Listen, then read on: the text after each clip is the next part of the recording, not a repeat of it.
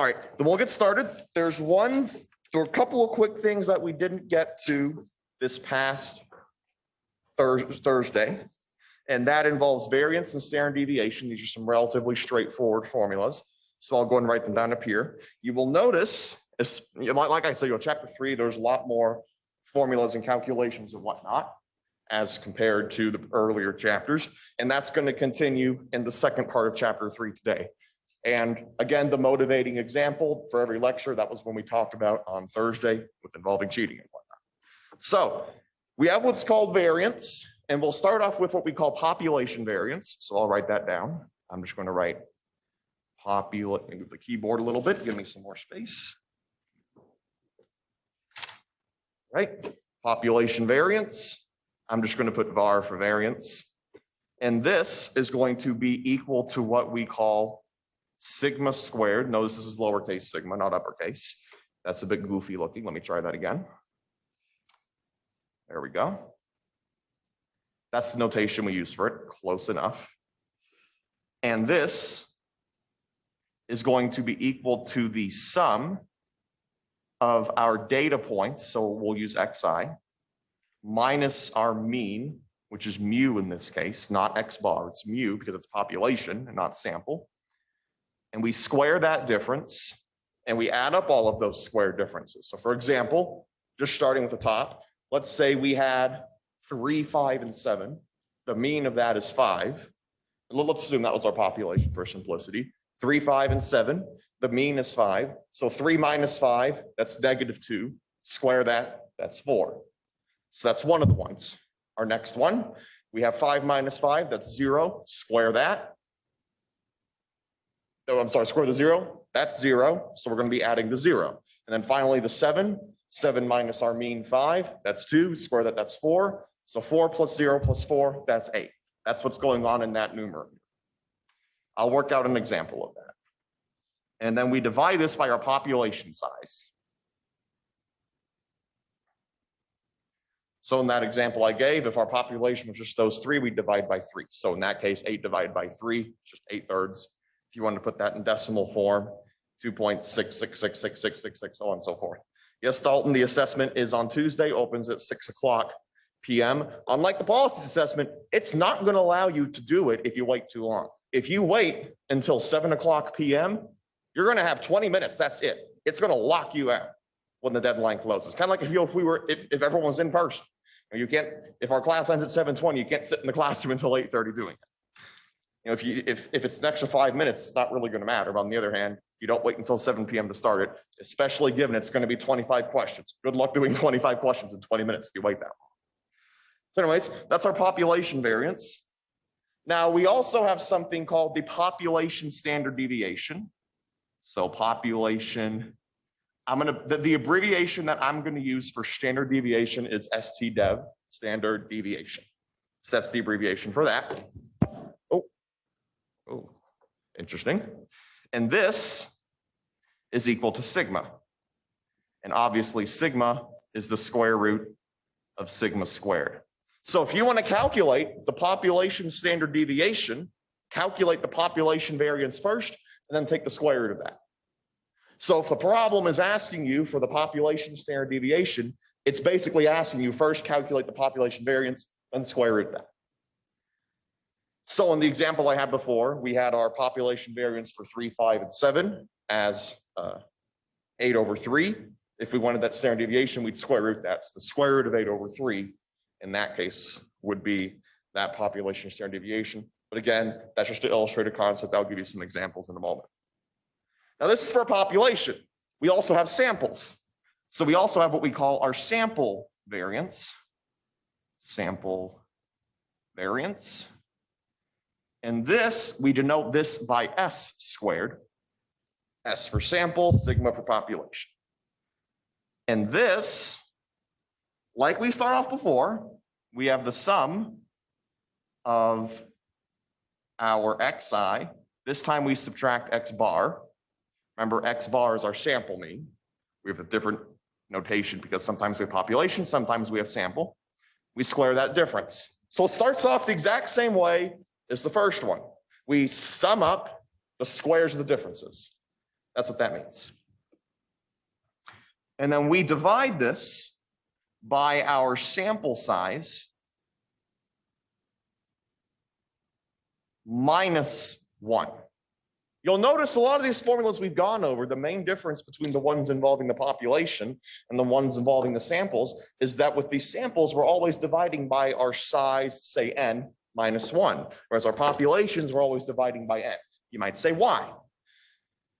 We'll get more into it when we talk about degrees of freedom, but the gist of it is that we have to spend one of our degrees of freedom to actually just get an estimate to begin with. Because with our population, we know that's a fact. We have all the data. So we know that's that variance or that standard deviation, it is what it is.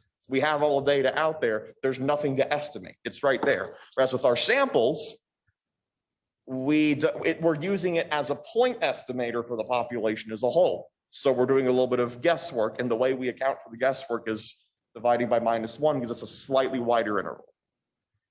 And then finally, we have our sample standard deviation. Again, STDev is the abbreviation we're going to use for that. This is equal to S, which is the square root of S squared. Now you'll notice, for those that remember algebra, the square root of S squared is obviously the absolute value of S. You might say, why don't we say the absolute value of S? Because since we have the sum of squares, that's always going to be non-negative, so therefore we don't have to worry about the absolute value bars. So those are the formulas we didn't have time to get to in the previous lecture. So now, give an example. STDev is standard deviation. That's the abbreviation we're using for standard deviation. It's to save you some writing space. You can use that abbreviation on your cheat sheet, save you some space. I guess the more you can fit in, the better. So let's go through an example of calculating these things. Now, generally speaking, you're going to be dealing with sample variance and sample standard deviation more often than the other, because oftentimes we have to use, say, a poll or say a survey to get an approximation for our population as a whole. So here, I'm just going to, let's say our data points are 3, 4, 5, 6, and 7. This is obviously overly simplified, just to give you an idea of how we do it. Let's suppose this is a sample. So I will call this a sample. And we are asked to get the sample standard deviation. Well, we're basically, if anytime you're asked for standard deviation, you're basically doing the variance right before it. Because to get the standard deviation, we take the square root of the variance. So when doing this, the first thing we have to do, first step with all these, we have to get the mean. In this case, it's our sample mean. So we need our X bar. So here we sum up our data points. And the mean, X bar, is given by, if we recall, the sum of Xi divided by our sample size n. You recall that from the previous lecture. So in this case, our sample data points are 3, 4, 5, 6, and 7. Double check that there's something in the chat. Yes, standard deviation. Let me move that down here. So this is going to be equal to 3 plus 4 plus 5 plus 6 plus 7 divided by 5. I can tell you just by eyeballing the original data that the mean is going to be 5. But 3 plus 4 is 7, plus 5 is 12, plus 6 is 18, plus 7, 25. So we have 25 divided by 5. That is equal to 5. First step, when calculating any of these, got to get the mean first. So that's step number 1. Step number 2, we should get all of the squares of our differences. And what I recommend the way you do this is with a table. So we have our data points.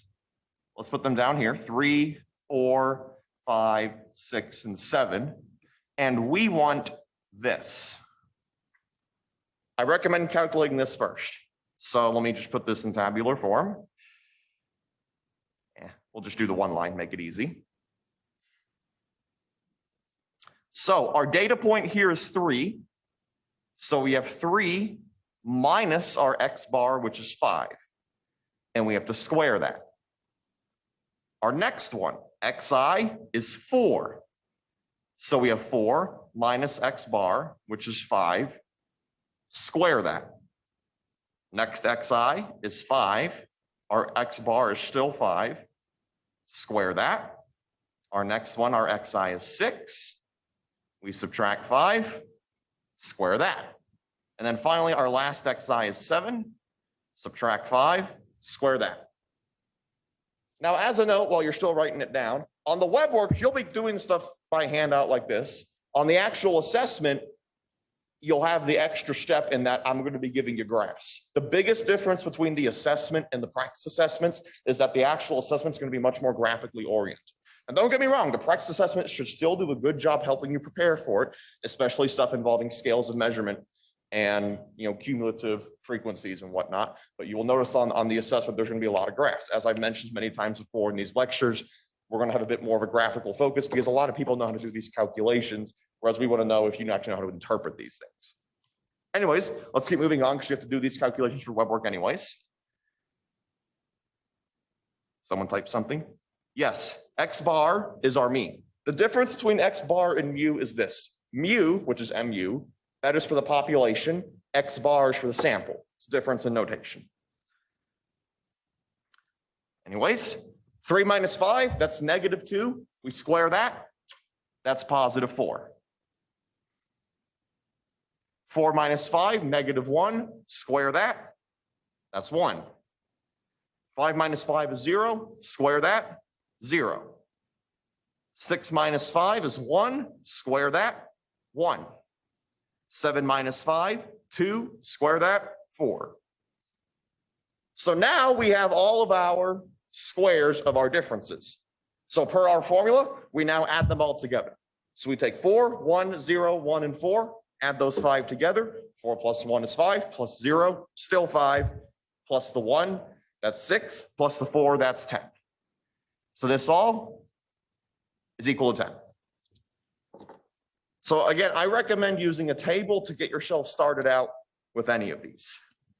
So we just got our sum. That's the sum of our differences. Got one more step left. We have to divide by our denominator.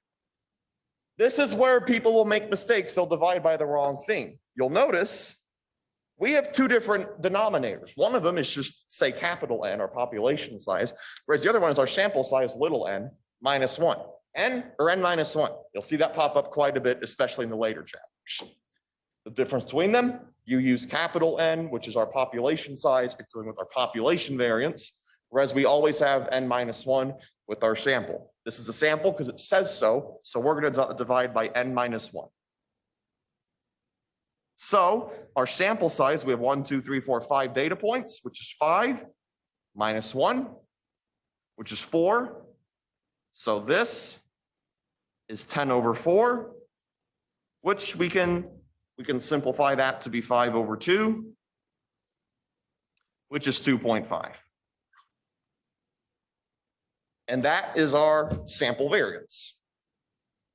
Now, finally, I said we want the sample standard deviation.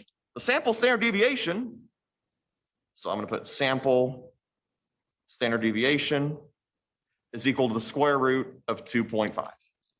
And I will pull out my calculator to give you that number. This is where you use decimals. When you use web work, the standard deviation on web work is pretty much always going to be decimals. Whereas the population variance, the sample variance, you can generally speaking use fractions or decimals. So let me pull up the calculator. We have the square root of 2.5, and that's going to be equal to 1.581. No, not variance, sample variance. Our 2.5 is our sample variance. So this is equal to S squared. Notice I use S and not sigma because the S correlates to sample.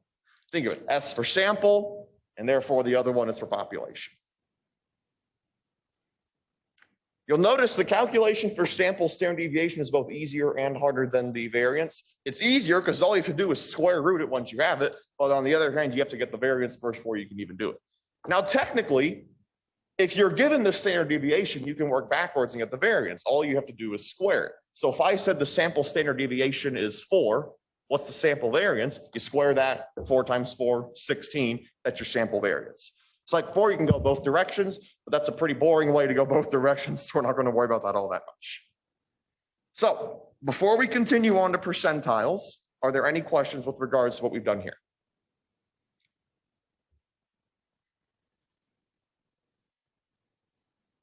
Okay. For those of you over Zoom, if you have a question and you're typing it out, what I recommend you do is click the raise hand button and then type it out, so that way we know to expect a question from you. So now we'll move on. Move this off to the side. So, and we'll just keep using this white space. So now we're going to start with, we're going to continue off percentiles. This is basically what was supposed to be the start of this lecture. Hopefully we're doing fine on time. I think we're doing fine about an hour. So now we have percentiles. Here's the purpose behind a percentile. Let's suppose I ask you a question.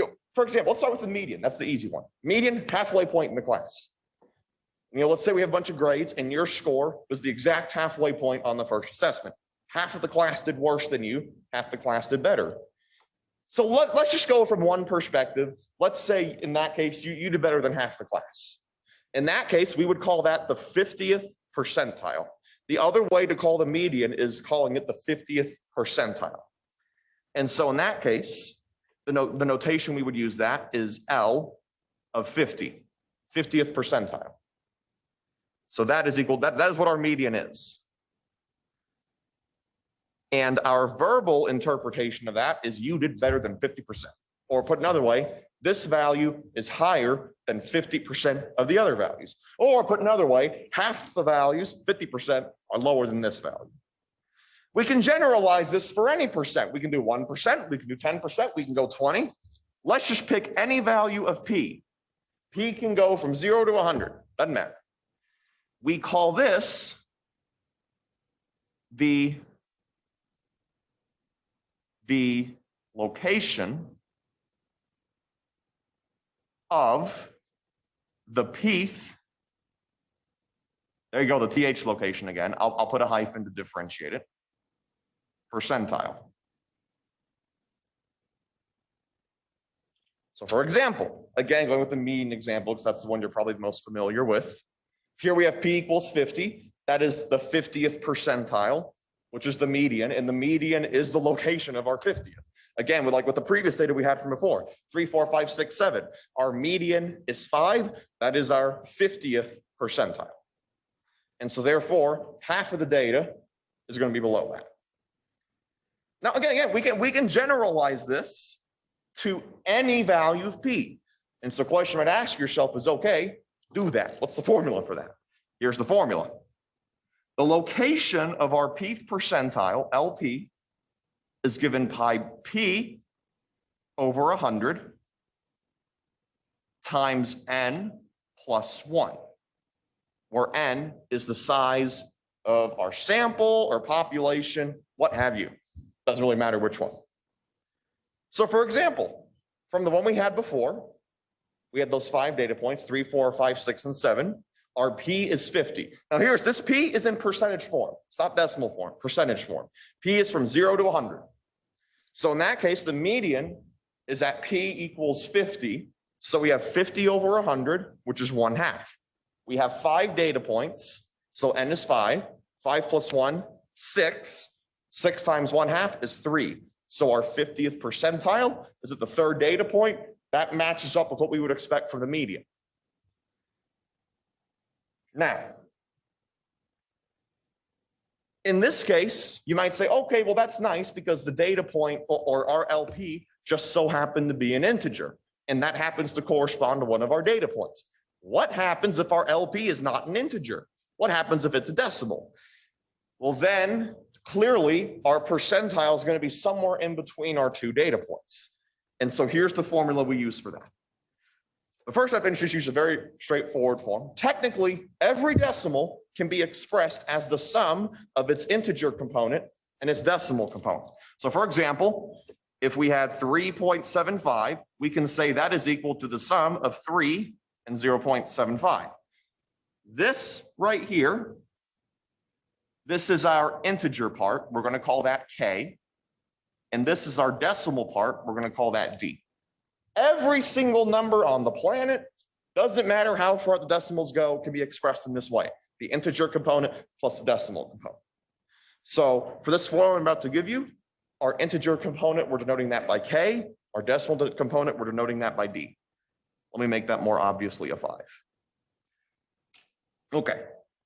So in this case, now we have the location of our pth percentile, but again, if our pth percentile is somewhere in between two data points, that alone doesn't do us anything. So here is what we do. For the moment, let's assume our data values are all x's. I mean, they can be g's, but you change the x for the g, same concept. We're going to say the value of our pth percentile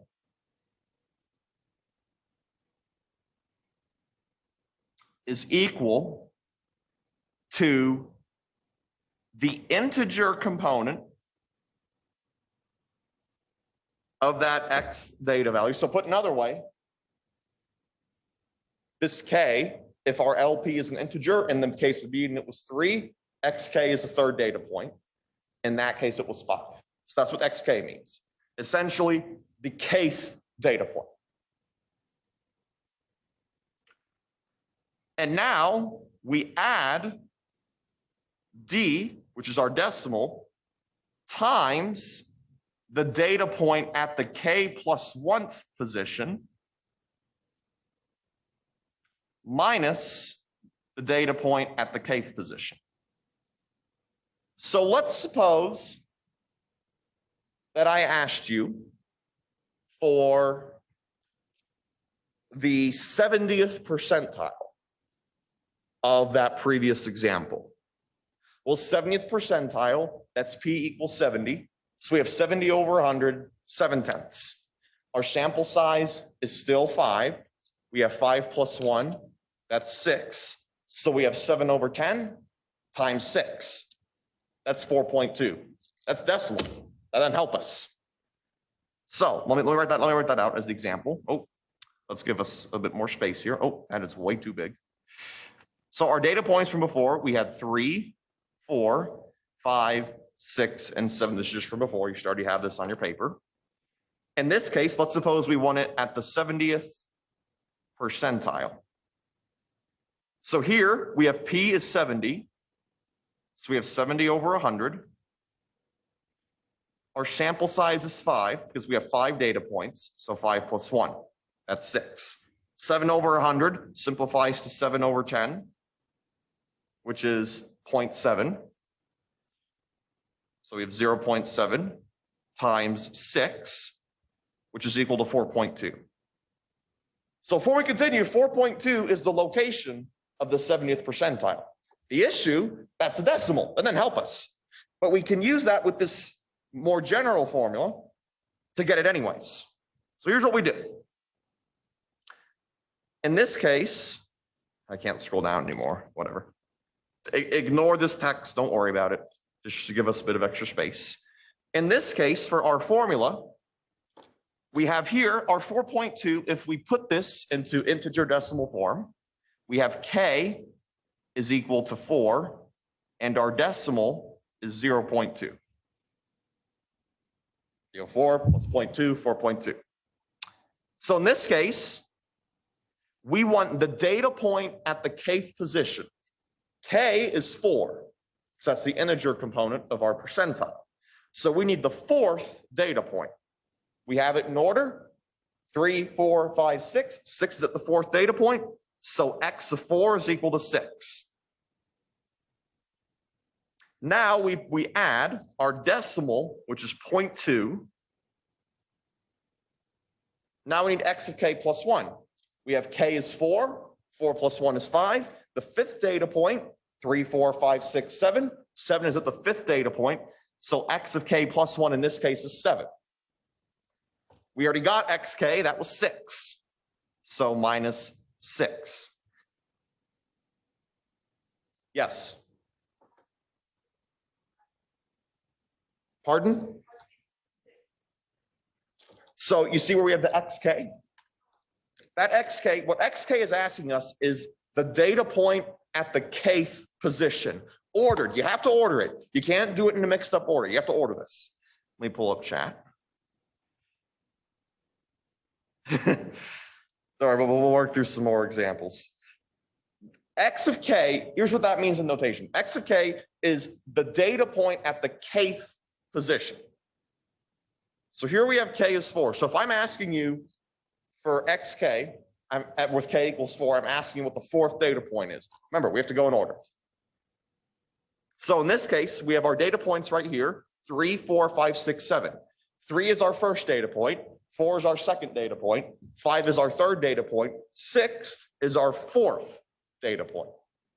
So therefore, 6 is our value of x4. So that's where the 6 come from. That makes sense? Yes. So we get our k from LP. We calculate LP from this formula up here. We ask for the 70th percentile. 70 is our value of P. So we have L of 70. We have P of 70, so 70 over 100, that's 0.7. Our sample size is 5.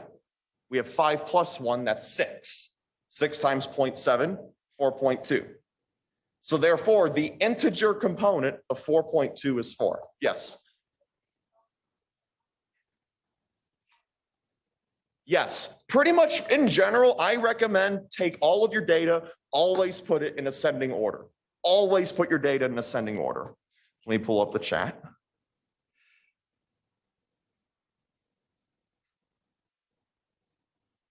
Okay. I will work through, this is where the notation makes things hard. Let's go through the notation. Let me see if I can find a completely blank part. Okay, over here. We have some blankness over here. That is very good. I like that.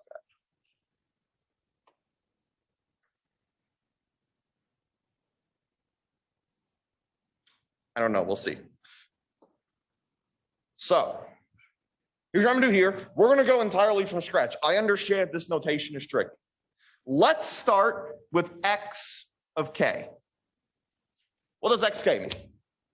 Now, I've said it many times before, but let's go. Yeah? Okay. What we're going to do is we're going to start this from scratch. Let's suppose we have 6 data points. I'm just going to make them up. 3, 1, 2, 7, 5, and 4. These are our data points. With everything, when dealing with these, in order to understand what I'm asking you here, you have to put this in order. So first step, let's put this in order. Our lowest data point is 1. Cross it out.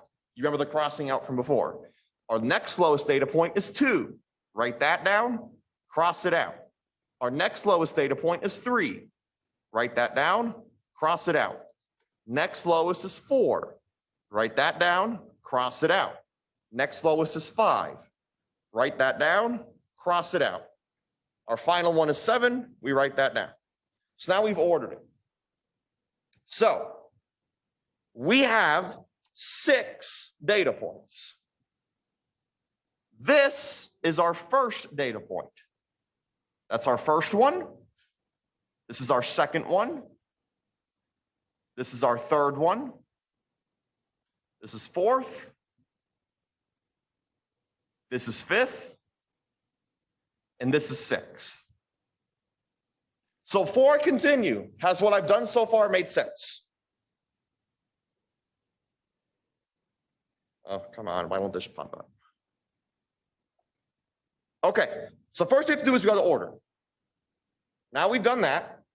Now we can start asking ourselves. So now that we've labeled it, first, second, third, fourth, fifth, sixth, our first data point is 1. Our second data point is 2, so on and so forth, until our sixth data point is 7. So you might say, okay, this makes sense. What does that k mean? Let's say I ask you, what is x1? So here we have k is equal to 1. And so what xk means in very verbal form, I'm going to type this out. xk, that should be subscript, but you get the point. xk is the data point at the kth position. You remember that th notation came up in the previous lecture. So for example, here, let me move up this X a little bit so we get as close to what we have as possible. Move that up. Oh, great. Once we make it bigger, fine, we'll make it bigger. Who cares? Close enough. Good enough. So let's say we have K is equal to 1. So that corresponds to the data point at the 1th position. We know 1th means first. So X1 corresponds to the data point in the 1st position. So in this case, the data point in the 1st position is 1. So here we have X1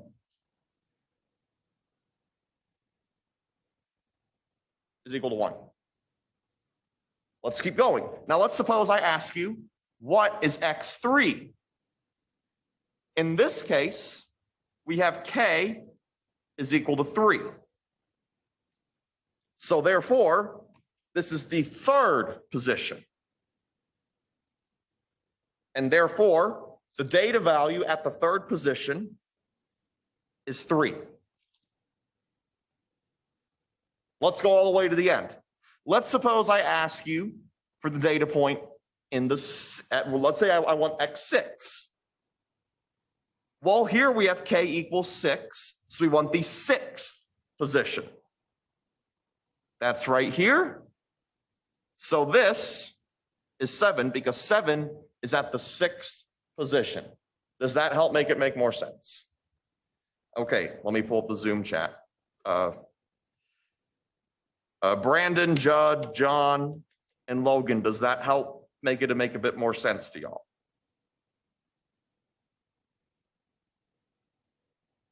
Okay, now we have that notation. Let's go to our next piece of notation. Let me minimize this a little bit. So our next piece of notation, we now have, so that's what the xk means. What about xk plus 1? Let's go to xk plus 1 next. So now xk plus 1 is the data point at the k plus 1th position. Same concept.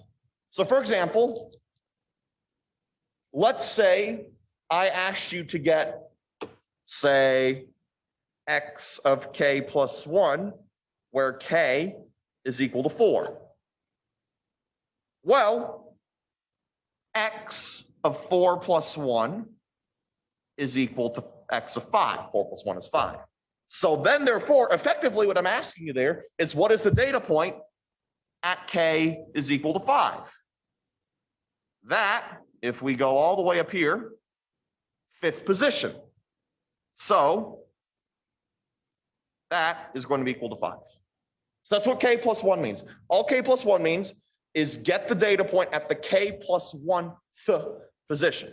You know, if k was 1, 1 plus 1 is 2, so 2nd position. But we say we have the th because, you know, 4th, 5th, 6th, 7th, 8th, 9th, 10th, those all end in th. That's the most common thing. That's why we use th. So before I continue, I don't know what I just did there. For those of you on Zoom, does the k plus 1 stuff make sense now? I'm pretty sure everyone in person is following, so I'm gonna double check with y'all. Okay. Let me minimize this. All right, last part. Let's go to the D. This is the last part of the formula that we need. Now this K came from the integer component of our percentile. That LP, the L stands for location. LP quite literally means location of p percentile. That's why we use L. L for location. Try to keep things consistent, intuitively makes sense. So, again, let's suppose we have the number 4.2. This is our integer component, which is K. This, including the decimal point, don't forget the decimal point, is the decimal part. So in this case, K is 4 and D is 0.2. So before I continue, does it make sense where the D is coming from? For those of you in Zoom.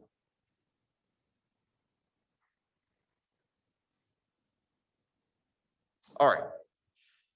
So now the final part, put it all together. We'll go back to our example.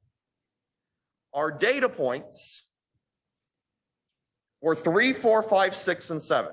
Oh boy, back to the right we go. Here we go. 3, 4, 5, 6, and 7.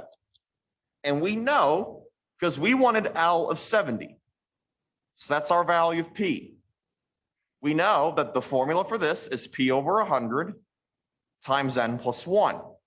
Our P is 70. So we have 70 over 100 times N, which is our sample size, 3, 4, 5, 6, 7, 5 data points. Our N is 5. We add 1 to it. 70 divided by 100, that's 0.7.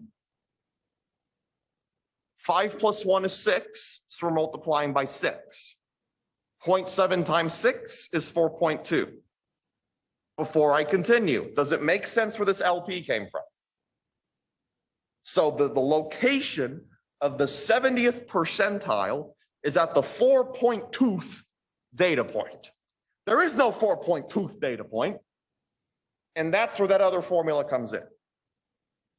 So, let me minimize this.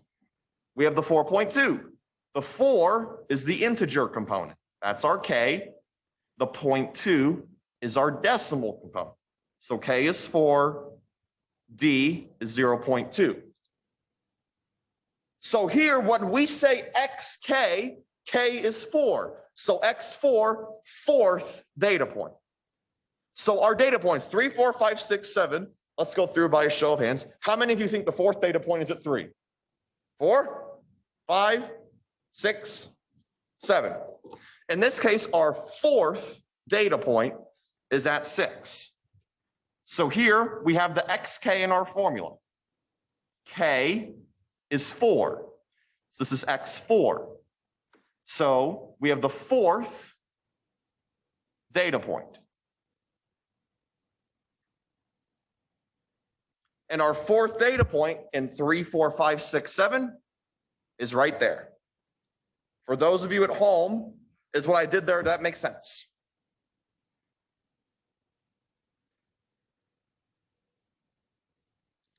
All right, good. Seems like we've cleared up any of the confusions there. So now to finish off the formula, we go back over here, which is where we recently ended off. Our XK, we had K is 4, 4th data point. 3, 4, 5, 6, 7, our 4th data point was 6. Our D is the decimal component of that LP.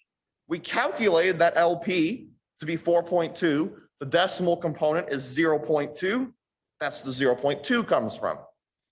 X of K, we already have that, this right-hand side, the minus XK. We already found XK was 6, so we have the minus 6. Finally, XK plus 1. Our K is 4, 4 plus 1 is 5. X5 means the 5th data point. 3, 4, 5, 6, 7. 7 is the 5th data point. So XK plus 1, with K being 4, is 7. So now, for those of you on Zoom, does it make sense where all this came from? All right, good. Now we'll finish evaluating it. This is your 6. 7 minus 6 is 1. So plus 0.2, because this is just 1. 6 plus 0.2 is equal to 6.2. So we can say that the value of the 70th percentile is 6.2.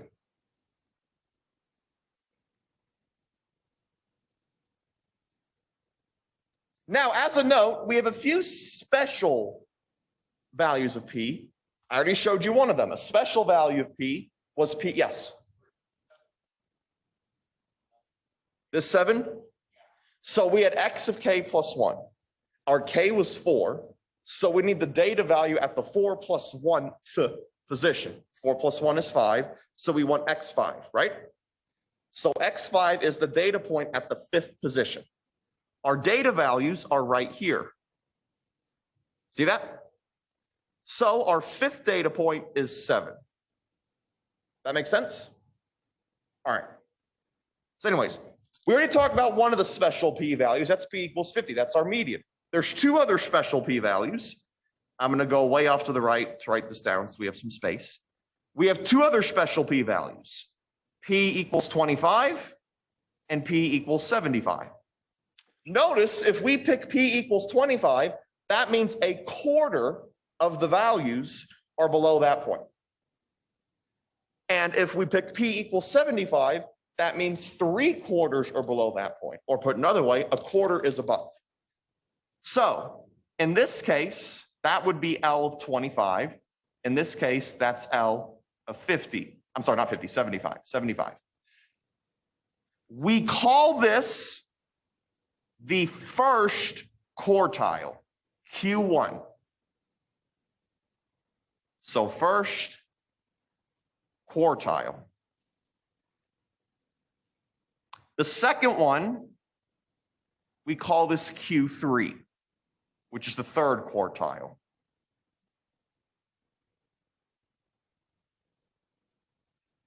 So Q3 is the same as L75. Q1 is the same thing as L25. You might say, what's L25? Well, that was the formula from before, which was right over here. Right up here, LP, P over 100 times N plus 1. So if I say Q1, that's L of P with P's being 25. So you have 25 over 100, which is 1/4, times our N plus 1. Technically, you can call the median the second quartile. So if we want, we can say that L50, which is our median, we can also call that Q2, which is our second quartile.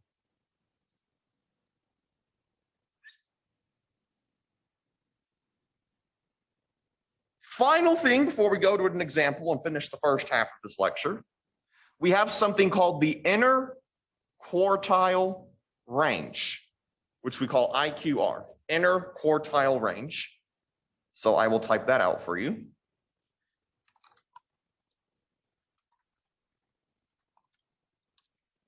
Okay, and this is equal to Q3 minus Q1. Now, as a note, well, let me actually make, this should be an arrow. This should be an arrow. When I say Q3 and Q1, I'm saying the values at Q3 and Q1, not the locations of them, the values. So that's why I changed that to an arrow.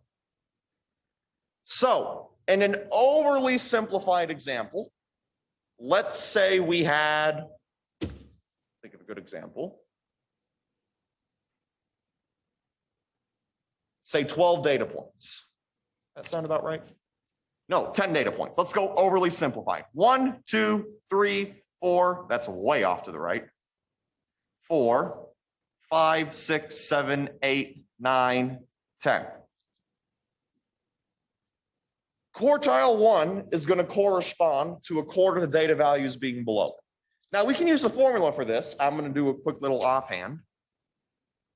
This is in order. It's pretty obvious Q1 is going to be 2.5 because 2.5 is 10 over 4. So I'll save you some time. We're just going to say that Q1 is right there and is equal to 2.5. This just to save us some time. And Q3 is going to qualify right here. Again, don't worry about why I said that. Let's just assume this is the case. We're just going to assume this is the case. Obviously, our Q2 is going to be 5 because that's our median. So if I ask you, what is the inner quartile range?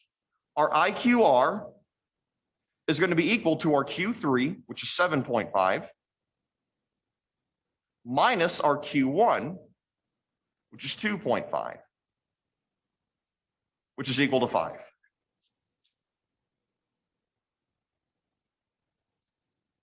Okay? So that's the IQR. You might say, okay, cool, what's the point of this? The IQR, half of the data points are in between it. That's the whole point of the IQR, to say half the data points are in between. And again, the calculation of Q1, Q3, it's the exact same as if we said the location at 25 or the location at 75. Same process. So what I'm going to do here, I'm going to pull up an example. And this example is basically going to cover percentiles, our Q1 and our Q3. So let me zoom out a little bit. So here, A little bit of a practice problem. 5 data points. Oh, I'm sorry, you can go up a little bit. Here we go. Or we can do both. Let's do both. That'd be good. We'll do both. 2 practice problems. I'll give you a few minutes to work on. Our first one, we have these data points, 15, 20, 25, 25, 27, 28, 30, and 34. Let me pull up the chat. Not necessarily, James, not necessarily. In that case, yes, but not necessarily. If it's a completely symmetric distribution, then it can, but not all distributions are symmetric. So here are 2 practice problems. The first one has to deal with, or deals with percentiles, our Q1s, Q2, Q3. Second one deals with variance and standard deviation. I'll give you about 4 minutes to work on this.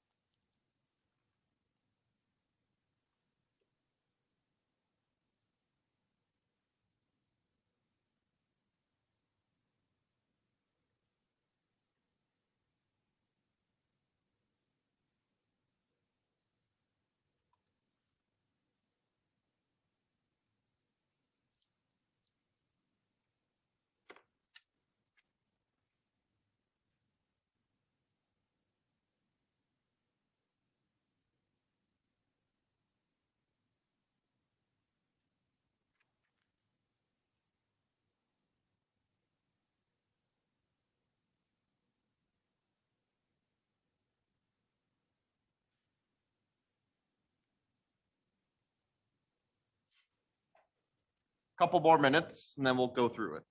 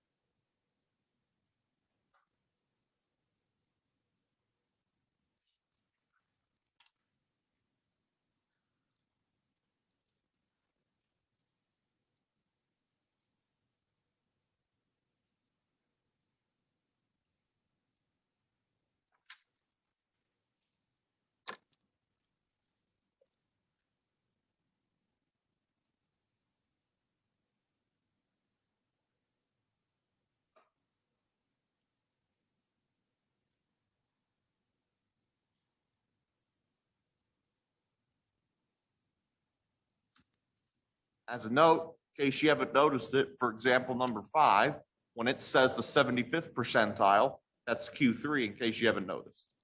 So that'll save you a bit of time. Now, since 55, is there anyone in person who needs more time? We got a couple of people, we'll give them an extra minute.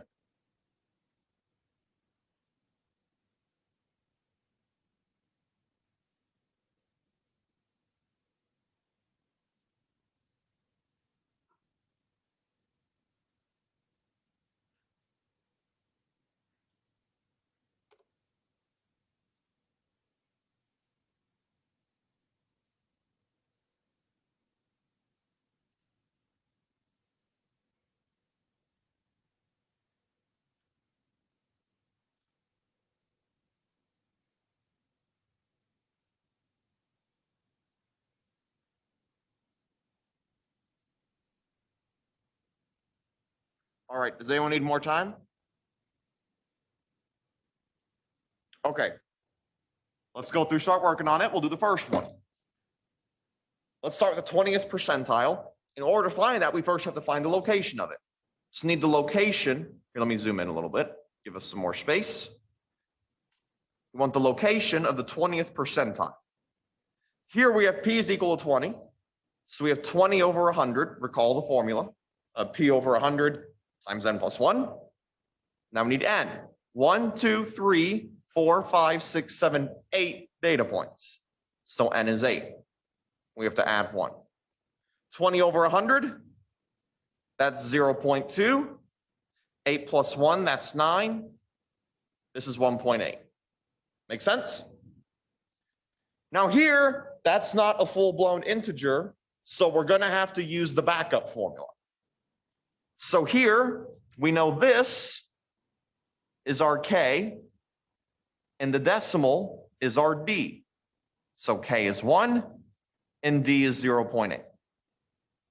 So using our formula, the location of the 20th percentile, so 20th, we need x of 1, which is the first data point. Our first data point, we go in order. Notice it's already in order. Save us some time. Our first data point is 15. So we have 15. Recall, x of k. This is x1, which is first data point.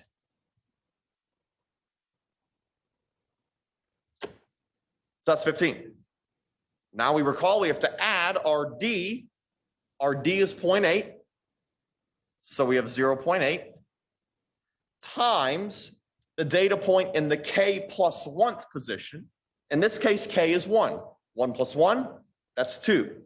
So here we have x of k plus 1 is equal to x of 1 plus 1, which is x2, which is our second data point. Our second data point is 20. So here we have 20. Then we subtract x of k. K was 1. First data point, still 15. Okay? So there we go. Now we should simplify it. We keep the 15. 20 minus 5 is 5. 0.8 times 5 is 4. So we have 15 plus 4. That is 19. That is our 20th percentile. Does that make sense? What happened there? Those of you over Zoom, does that make sense? What happened? Very good. All right. I'm going to, very good. Seems like the notation has been caught. I'm going to remove this, save us some space, because that's just repeating myself. Now you'll notice our next one, we want the 75th percentile. That's Q3. You recall that's P75. So let's get started with that. The location of the 75th, we have P is 75. So 75 over 100. Our sample size is still 8, and we add 1. 75 over 100, that's 0.75. 8 plus 1 is 9. Now, in this case, you can use calculator. I'll just do it anyways, although it's not that hard of a calculation. 6.75. Again, the issue, that's not a nice, pretty integer. So now we have to use the backup formula. This is our k. Our k is equal to 6. Our decimal, d, is 0.75. Now we use the formula. So we need x at k equals 6. I'm going to use the full notation formula for those that need it. Our decimal is, we'll just put the d for now. We need x of k plus 1, so 6 plus 1 minus our x of 6. This 6 plus 1 is 7. X6, here's our data. 15, 20, and so on and so forth. We want x6, that is the 6th data point. Let's go in order. 15, 20, 25, 25, 27, 28. So 28 is our 6th data point.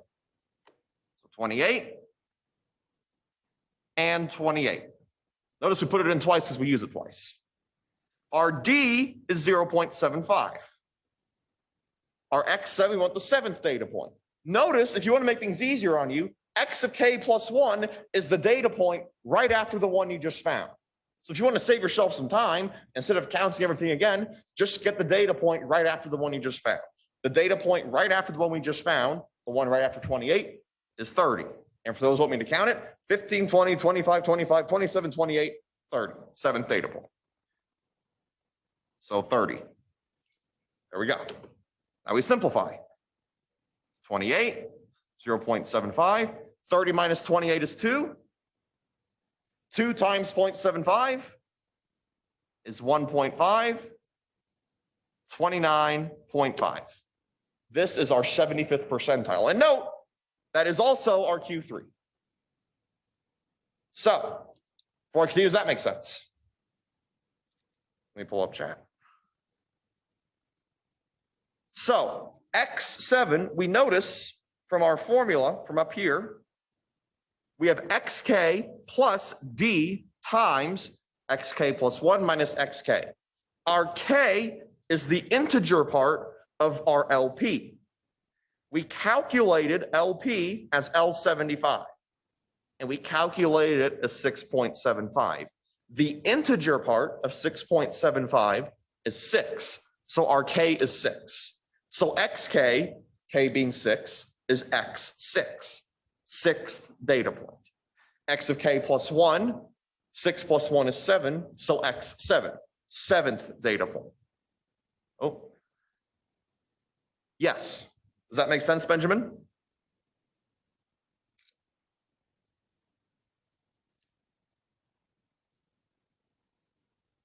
All right. Now, all we need now is Q1, and we can do the IQR. So now let's do Q1.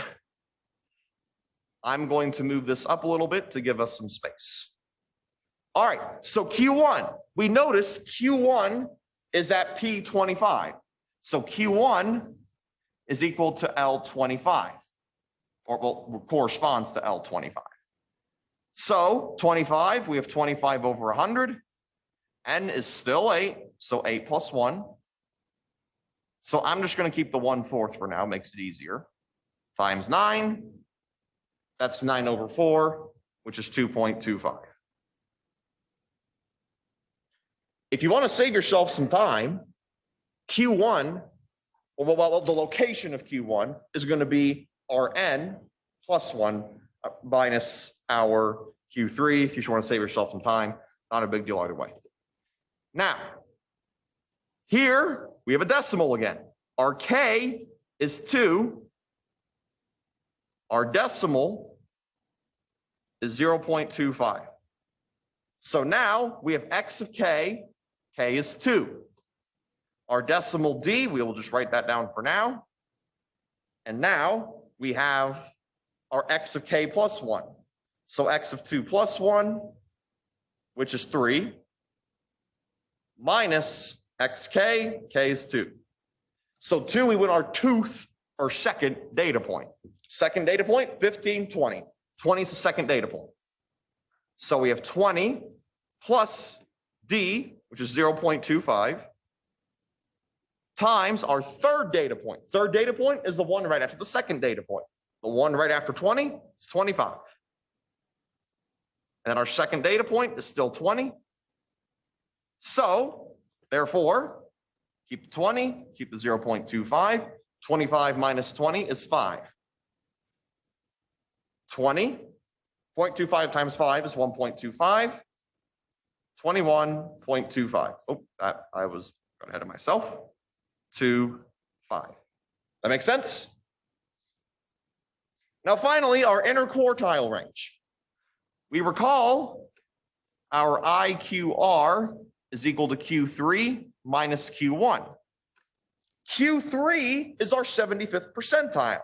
We already calculated that to be 29.5. Our first quartile is 21.25. So minus 21.25. So 29.5 minus 21.25, I can just tell you that's 8.25. That is our interquartile range. Does that make sense? Very last thing, our median. It's the one right in the middle. We're in order. Cross them out, left and right. Do it again. Cross out. Do it again. Cross out. Can't cross the next two out because then we have nothing. So we take the halfway point. The halfway point between 25 and 27 is 26. So in this case, the median, which is Q2, is equal to 26. Yes, Q2 is always the median. It's always the median. All right. Any questions about this example?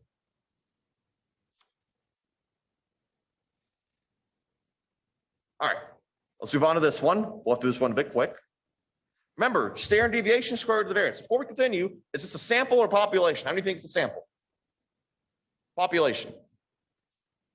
It is a sample. Seems like no one to raise their hand today. So, we recall the first thing we need is the square of our differences. So let's take our data points, 3, 7, 5, 8, and 7. So we need xi minus x bar squared. Well, what is x bar? Well, that's the sum of our data points divided by our n, which is 5. 3 plus 7, that's 10, plus 5, 15, plus 8, 23, plus 7, 30. 30 divided by 5, that's 6.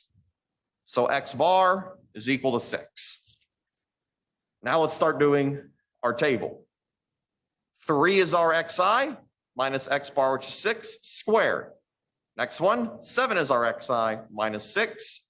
And from here, same idea over and over again.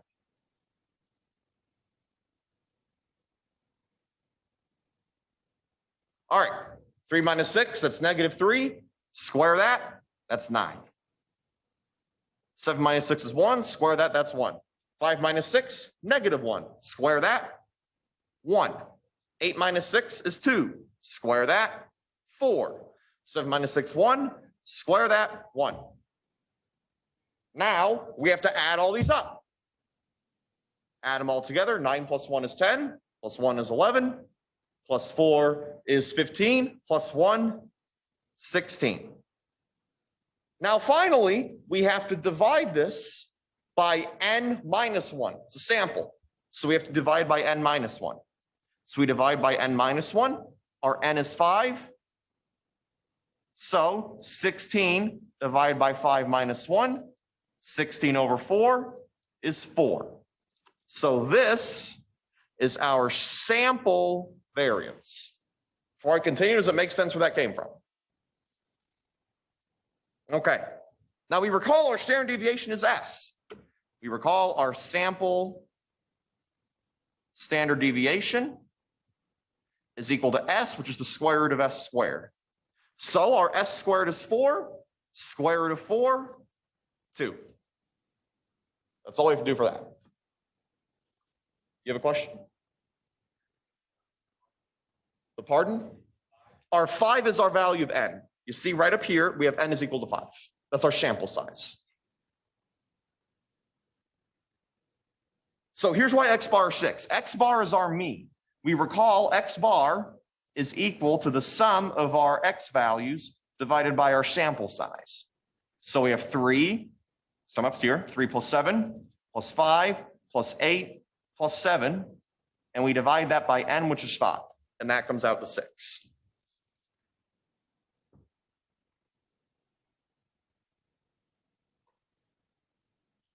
Yes. Why isn't it 4 squared? Well, you'll notice s squared is equal to 4, not s. S squared is equal to 4. That's what s squared is, what the sample variance is. So s squared is equal to 4. That's our sample variance.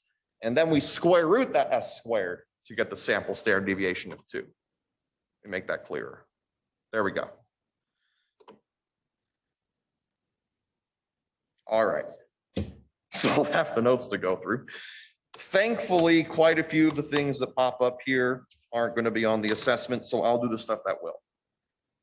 Now, let me see where we have the open space. Looks like it's right here in the middle. Okay. Open space. Y'all recall we talked about this thing a lot. A nice, pretty looking distribution. Time for the name of it. This is called, there's three names for it. You can call it the normal distribution. You can call it a bell curve, or you can call it the Gaussian distribution. I'll write that out for you. That's the third name for it. I will use all of those interchangeably. So you can call that Gaussian, you can call it normal, or we can call it a bell curve. They're all the same thing. They all refer to the same thing. So sometimes if I say Gaussian distribution, that's what I'm talking about. If I say normal distribution, that's what I'm talking about. If I say bell curve, that's what I'm talking about. Now, a property of this is that it's symmetric. And we can easily see most of the data points are pretty close to the middle. Now, we know this distribution is going to have a standard deviation because everything does. Here are the properties of a normal distribution. This is our median. So you can call that Q2 if you want, Q2 median. For the rest of this course, I'm going to say Q2 because it's easier to write down. Now, here's what we know. This corresponds to, or actually this Q2, we can call that our mean. So our mean. You'll note for the normal distribution, median, mean, same thing. So the normal distribution, the mean and the median are the same thing. This, I'm going to type this out, makes it easier. This is one standard deviation away from the mean. One standard deviation away from the mean. Okay? This right here. Oh, that's a goofy looking arrow. Let me bring this one down a bit more. This is 2 standard deviation away from the mean.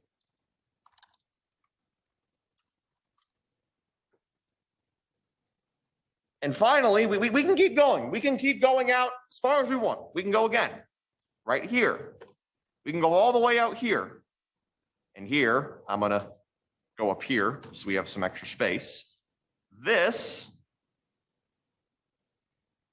right here, this is 3 standard deviation away from the mean. As a practical matter, for the normal distribution, once we go out 3 standard deviations, you can see we have caught pretty much all the data. So if we go pretty far past 3 standard deviations, you're talking about one hell of an outlier. Now, there's some properties of this, and this is called the empirical rule. I'm going to put it in all caps because it's very important. Here we go. The empirical rule only applies to the normal distribution.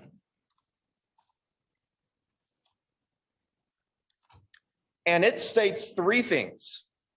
68% of the data, move over to the right a little bit, is contained within 1 standard deviation of the mean.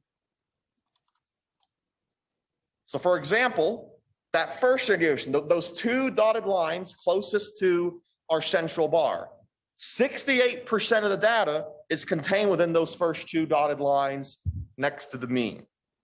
I'll show those graphically in a second. 95% of the data is within 2 standard deviation of the mean.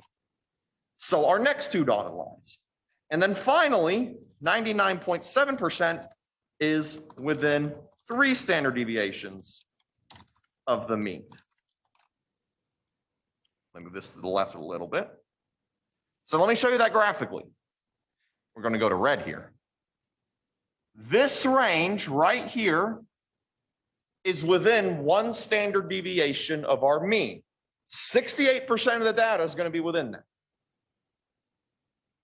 These two dotted lines, all of this is 2 standard deviations away from the mean.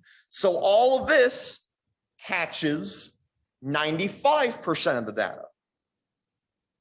Our third set of dotted lines, all the way out here, this is 3 standard deviations away. Everything inside here, this is 99.7% of the data. Before I continue, does this make sense so far? Okay. Now, let's get some application to this. Obviously, half of the data is to the left of the mean, because that's the midway point. So this is half of the data. But let's suppose I circled this and I asked you, how much data is in there? You might say, well, I don't know. What do we do? Here's what we do.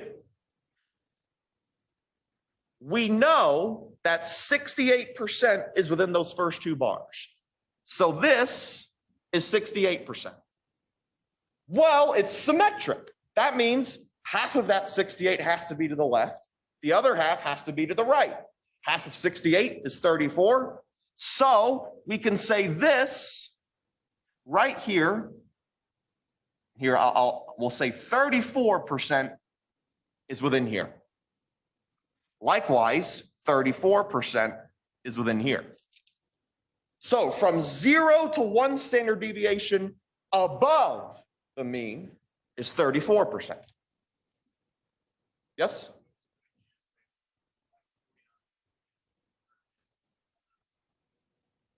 No, 50%. 50% is to the right. But yeah, same concept. So in this case, we can get the answer right here, right now. If I asked you what's in here, we know half is to the left, that's 50. This whole thing is 50. We know the other 34 is to the right. 50 plus 34, we can say 84% of the data is no more than 1 standard deviation above the mean. But let's make this easy for you. And this is something you can only use for these practice problems I'm going to show you, but can also use on the assessment. How about we just get those numbers for everything? Let's do that. So let's go to our next one. We know this right here is 95%. So half of that 95 is to the left, half of it is to the right. Let's just focus on the left because symmetric. Half of 95 is 47.5, which means this has to be 47.5. Well, guess what? The part we want to find plus the 34 is 47.5, which means this will be 13.5%. Same thing over here because it's symmetric. Okay? Oh, you know what? I probably should have taken off the circle first. Let me take off the circle first.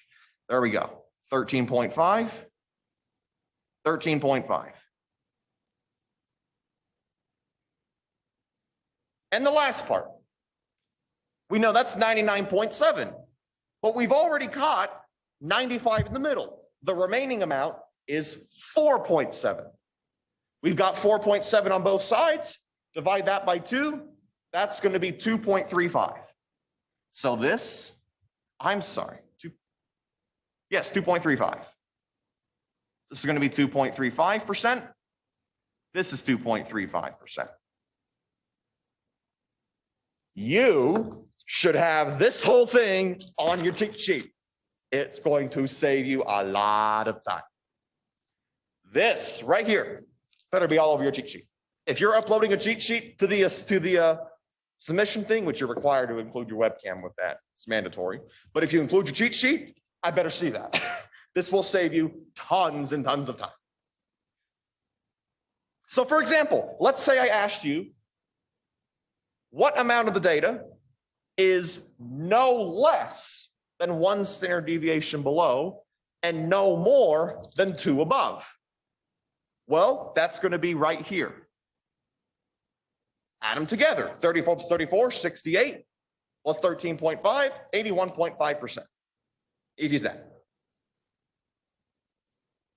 Now here's the catch. What happens if our distribution is not symmetric. Now, I know we're teensy bit over the class time. It's mostly because we got stuck up on the indexing for quite a while. I will finish covering the distribution stuff because that's going to be on the assessment. The stuff that is involving covariance and correlation, I'll post that, but that's going to be on web work and not on the assessment. Yes. Anyways. So what happens if our distribution is not symmetric? Well, then now we have a problem. To help with that, we're going to introduce the concept of a z-score. For here, the normal distribution, the property of a normal distribution is that the mu is 0. That's a goofy looking 0. And our standard deviation is 1. These are the properties of this normal distribution. So the mean is 0. So 2 standard deviations up, 1 plus 1 is 2. 3 standard deviations down is -1, -1, -1, -3. Okay? So we have what's called a z-score.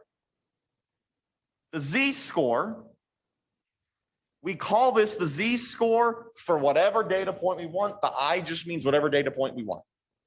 This is equal to the data point at that position minus the mean, so in this case, this is for a sample, divided by our standard deviation S. That's for a sample. For a population, the only thing that changes is the notation.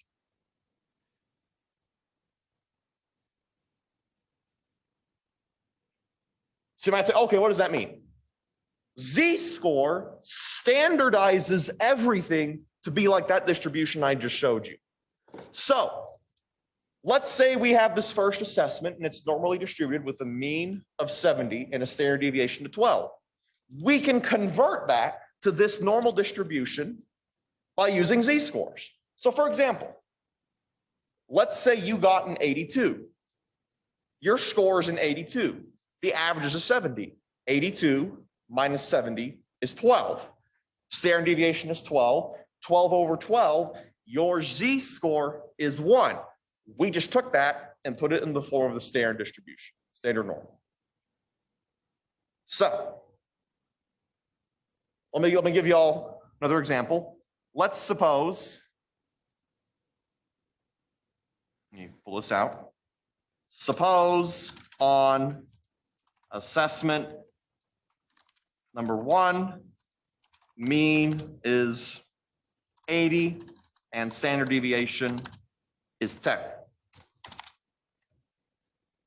What is the z-score for a grade of 90? And actually for this one, y'all should actually just practice this. It's a very easy, straightforward application of the formula. I'll do part A for you, then you'll do part B. What is the z-score for a grade of 60? So I'll do part A and then y'all do part B. So part A, our xi is 90. Or yeah, xi is 90. So our zi, we have 90. Our mean is 80. Standard deviation is 10. 90 minus 80, that's 10. 10 over 10 is 1. It could not get more straightforward. I'm sure doing a more simple calculation is refreshing given what we had earlier on. So I'll give you just a minute to do part B. Notice with part B, the mean doesn't change, the standard deviation doesn't change. The only thing that changes is our xi. Our mean and our standard deviation will always be the same for any given problem, unless it explicitly tells you it's different. So I'll give you about a minute, or maybe 30 seconds for that matter, to do part B.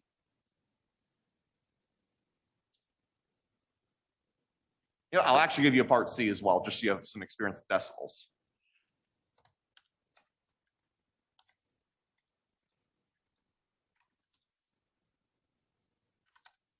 There we go, B and C. This should only take a minute. It's nice, straightforward, easy calculation.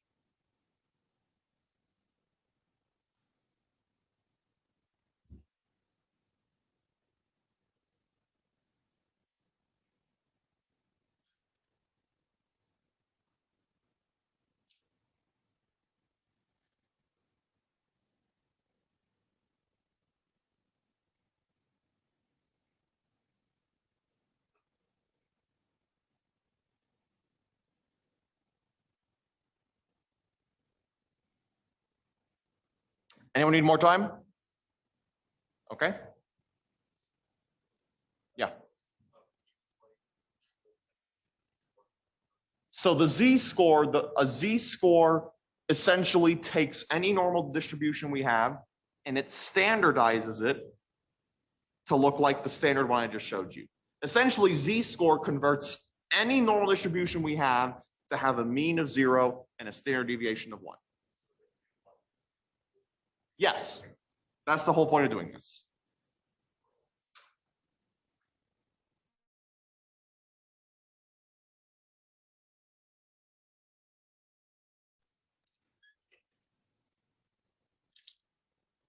All right. Let's go over the solutions. So our first one, oh, we have something in the chat. Technically, this part right here is the last important part. I am going to post this recording to Blackboard because we only have maybe 10 or 20 minutes of material left. I don't want to bring everyone back for 10 minutes on Thursday. So I will post this recording. I think I'm just going to post all the lectures to Blackboard for this first one, so you'll have some time to go over it. I'm probably not going to do it until Thursday because if I posted everything the day after, then no one has any incentive to show up. All right, let's go over the answers. First one, part B, z-score for grade of 60. 60 is our xi, 80 stays the same, 10 stays the same, negative 20 over 10, negative 2. Our next one, z-score for 65. We have 65 minus 80 divided by 10. 65 minus 18, that's negative 15 over 10, negative 1.5. That's it. That's all there is for z-scores. I'll give you a couple of extra practice problems to work. Oh, crap. Chebyshev's theorem, I forgot about that. Not all distributions are going to be symmetric. If it's not symmetric, we can't use the empirical rule. So then we have to use what's called Chebyshev's theorem. He has a goofy name, Chebyshev. This applies no matter what, but we particularly use this for non-symmetric. So this is for non-symmetric. Okay, this is for non-symmetric. And here's what this states. I am just going to type this out, save us some time. At least 1 minus 1 over z squared of the data values must be within z standard deviations of the mean. And we assume that z is greater than 1. This is why we have z-scores. We can standardize things. So for example, let's say we had a z-score of 2 and it was not symmetric. Then z squared, 2 squared is 4. So 1 over 4, 1/4. 1 minus 1/4, 75%. So we could say, no matter what the distribution looks like, at least 75% of the data has to be within 2 standard deviations. No matter how goofy the distribution looks, this is always true. So the distribution, it can look like this. It can look like this. Look however you want, doesn't matter. Now, you'll notice with the empirical rule, when we had z of 2, so 2 standard deviations, that was 95%. This is why we use the empirical rule for the normal distribution, because it gives us a better approximation. So long story short, Chebyshev, we can use it no matter what, but as a practical matter, Chebyshev for non-symmetric, empirical for symmetric. Now let's get to the practice problems. This one, we're just not going to get to that in time. Here we go. Here's the first two. Let me zoom out just a little bit. Oh. Well, hopefully y'all can read that, right? Can y'all read that? Okay, so go ahead and do all 3. I'll give you a few minutes. Actually, I'll do the first one for you, and then you'll do the other 2. So a distribution is known to be significantly skewed to the left. What should we use Chebyshev's or empirical justify? If it's significantly skewed left, it's not symmetric. We recall that from the previous one. Can't be symmetric. So therefore, we use Chebyshev's. And it should type out why. Chebyshev, because it isn't symmetric. Okay? So now we've answered a part A. We know which rule to use. So what percentage of the data is within 1.5 standard deviation of the mean? Z-score standardized it to be standard deviation. So our Z is just 1.5. So this is our Z. Okay, so therefore, Chebyshev says that 1 minus 1 over Z squared is contained within. So we have 1 minus 1 over 1.5 squared. 1.5 squared is 2.25. 1 over 2.25 is 0.444444444, keep going forever. So this is 1 minus 0.44, just keep going forever. That is equal to 0.55555. Round it to 3 decimal places, 0.556. So we can say for this distribution, at least 55.6% of the data is contained within 1.5 standard deviation of the mean. Any questions? Okay, go ahead and do the next two as a practice. And I'll give you maybe 3 minutes to work on that. So we'll go until 7 and we'll go till 36, then we'll discuss the answers. For covariance and correlation coefficient, I guess I can go over it even when class is done, but then I'll miss office hours. It's going to be on the web work, but it's not going to be on the assessment.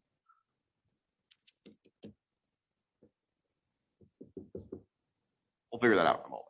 Anyways, I'll give you a few minutes to work on these two.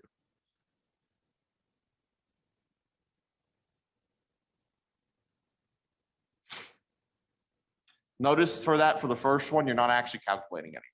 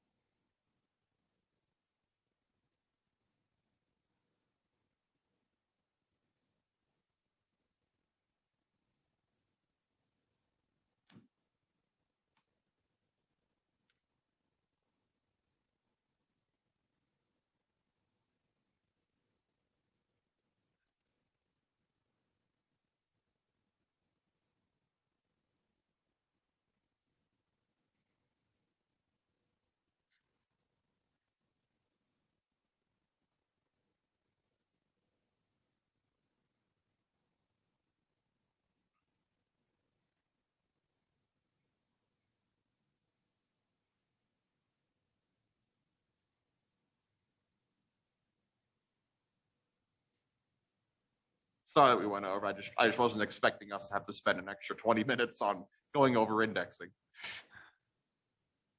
But I don't want to have to hold. Yes.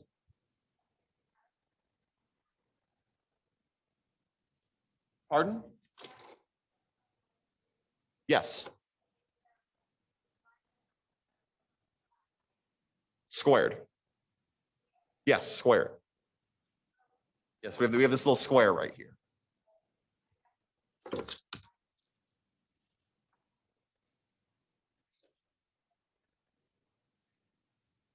Pardon? Yes, but we'll be able to do it in about like 2 minutes. What I'll do is I'll go over these two, and then after these two, that's all the stuff that'll be covered on the assessment. But technically, covariance and correlation are on the web work. So what I'll do is I'll talk about it anyways, but you don't have to stay for that.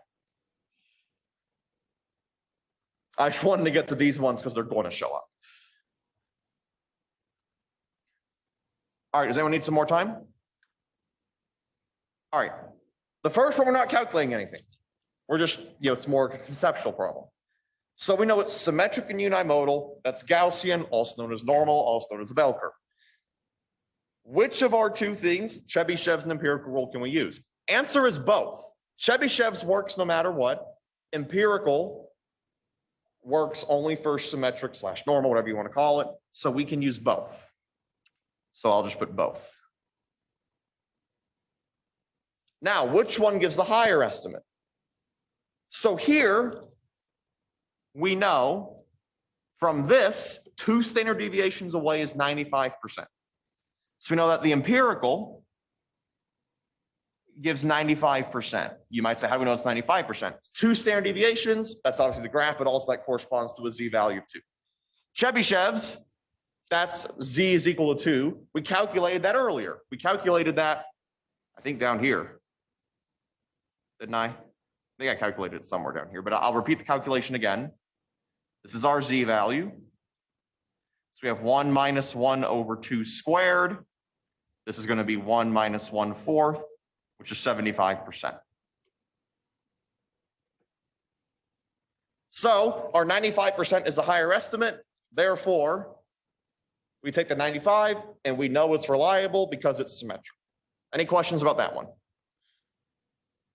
All right, last one. This one's a bunch of calculations. You'll notice this one, we have to use that thing. Oh, where'd my mouse go? There it is.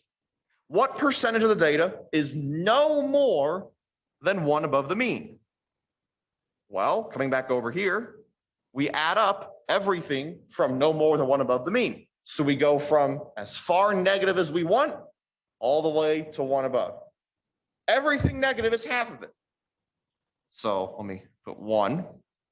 Everything below is half of it. So that's 50%. Everything to the right from 0 to 1, we calculated from right here, is 34. So we add 34, 84%. Make sense?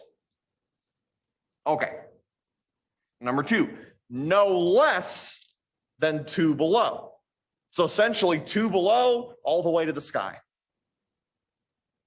Well, here, everything to the right is 50%.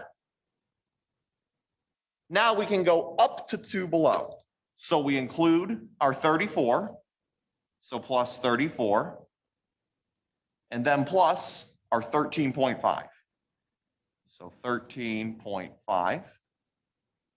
And that, sorry, my mask fell a little bit. I believe that is 97.5. You'll see that number come up on the assessment. And our last one. What is between 1 below and 2 above? 1 below, we have 34. 1 above is 34. And 2 above is 13.5. 34 plus 34, 68 plus 13.5, 81.5%. That all make sense? Okay.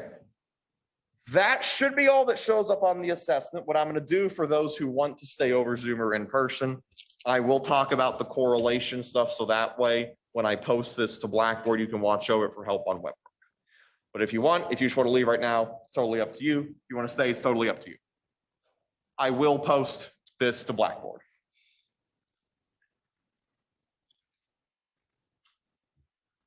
And again, I will stress the covariance, the correlation, it does not show up on the assessment. It does show up on the web work. So I'll show you how to calculate it, but beyond that, you're fine. If you want to, and this is up to you, since it's not going to show up on the assessment, if you'd rather just go home and have an online calculator do covariance and correlation coefficient for you, that's up to you. It's your choice. I mean, you could do that no matter what. I'll go over it anyways. All right. So this one's just a bunch of straightforward formulas. I'm just going to show you 4 formulas, and then we'll start doing stuff with them. Should take no more than 10 minutes. So here, the covariance, we call it covar. And this, for a sample, is called SXY. And this is equal to the sum of our data points. You know, remember that before, the xi minus the x bar, and then the yi minus the y bar.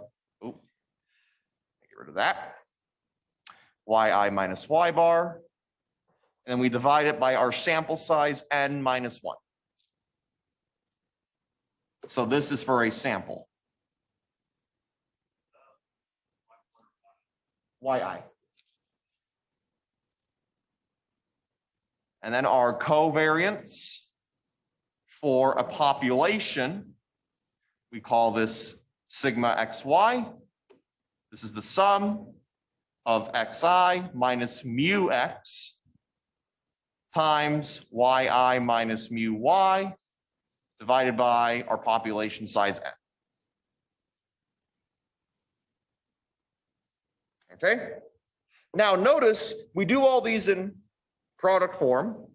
So we do xi minus x bar, and then we do yi minus y bar. Then we multiply those two together, and that's the first thing we're going to be at. And we repeat that for our remaining ones. Okay? Now, our correlation coefficient,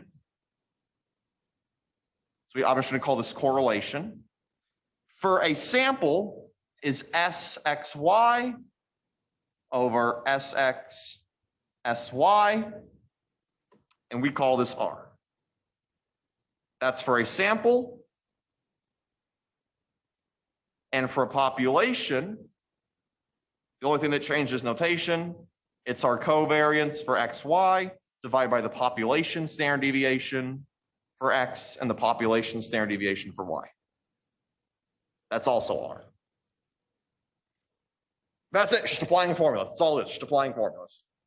So I will go over a few examples. And here, I'm just going to do this one.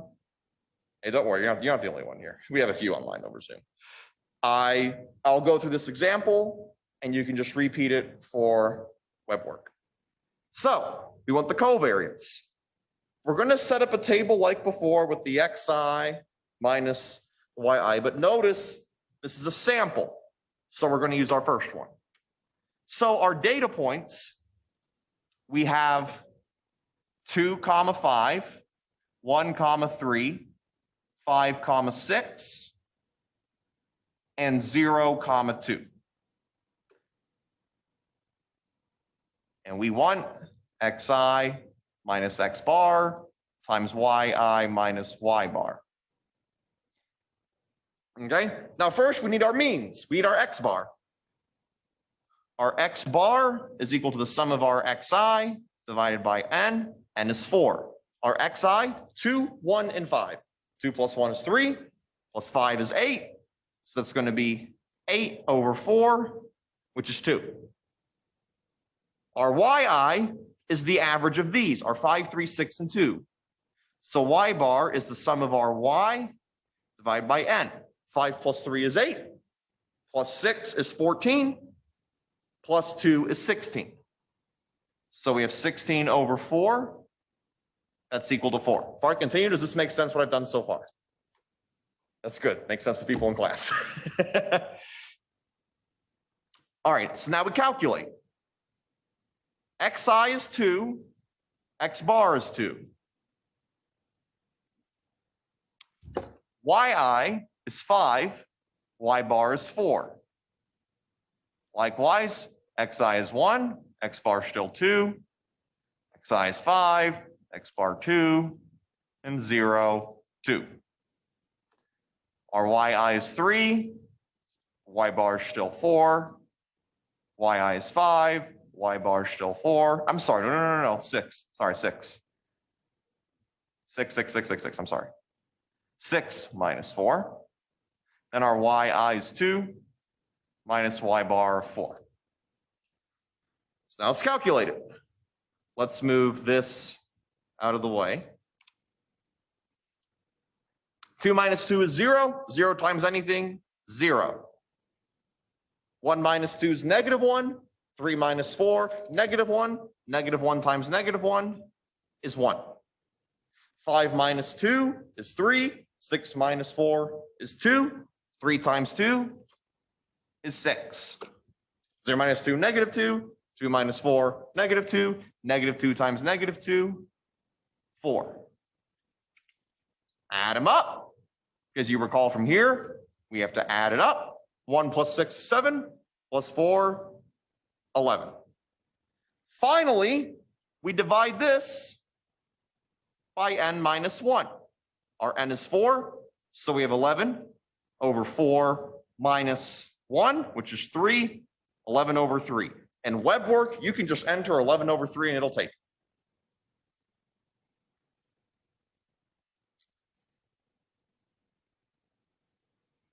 So that's our covariance.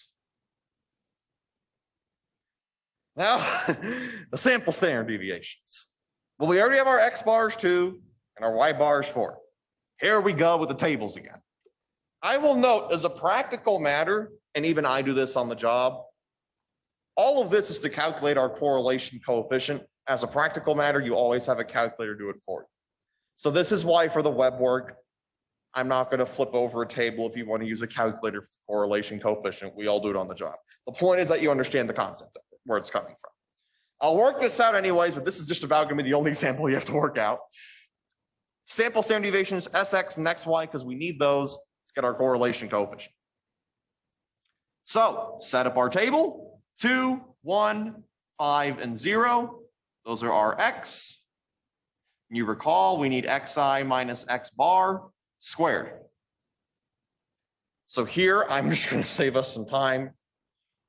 We have our 2, our x bar is still 2, squared. You'll notice that's just this column right here, 2 minus 2, 1 minus 2, 5 minus 2, 0 minus 2, copy pasted with the square. So 1 minus 2, 5 minus 2, 0 minus 2, square all of them. There we go. 2 minus 2 is 0. Square that, still 0. 1 minus 2 is negative 1. Square that, that's 1. 5 minus 2, 3. Square that, that's 9. 0 minus 2, negative 2. Square that, that's 4. 1 plus 9 is 10. Plus 4, this is 14. We divide by n minus 1. So that's 14 over 3. That's our sample standard deviation for x. Now for the y, you can see this gets pretty tedious pretty quickly, and this is why I am not putting this on the assessment, because it's very tedious and annoying. This is why we have the computer do this for us. Now we do our sy. So let me move this up to give us some space. Here, I'll just zoom in to give us some space. We'll do that. How about that? Here we go. Our y values, 5, 3, 6, 2. 5, 3, 6, 2. And now we need yi minus y bar squared. That's all these. 5 minus 4, 3 minus 4, 6 minus 4, 2 minus 4, add on the squares. So 5 minus 4 squared. 3 minus 4 squared. 6 minus 4 squared. 2 minus 4 squared. 5 minus 4 is 1. Throw that. I'm just going to start writing these down. 1, 1, 4, 4. Add them up. 10, divide by n minus 1, 10/3. Now, we're almost there. We recall our r is equal to our sxy, which is our covariance, divided by sx, sy. We just got sxy, 11/3. So we have 11/3. Sx is 14 over 3. Sy is 10 over 3. That comes from down here. If you want, you can just enter that and it's done. Save us some time. You'll notice from algebra, all of these 3's cancel out. So we're left with 11 over 14 times 10, which is 140. And that is our correlation coefficient. The correlation coefficient can go negative, it can go positive, but it's always going to be from -1 to 1. We will talk much more about the correlation coefficient in chapter 14. Anyways, that is all. Thank the Lord.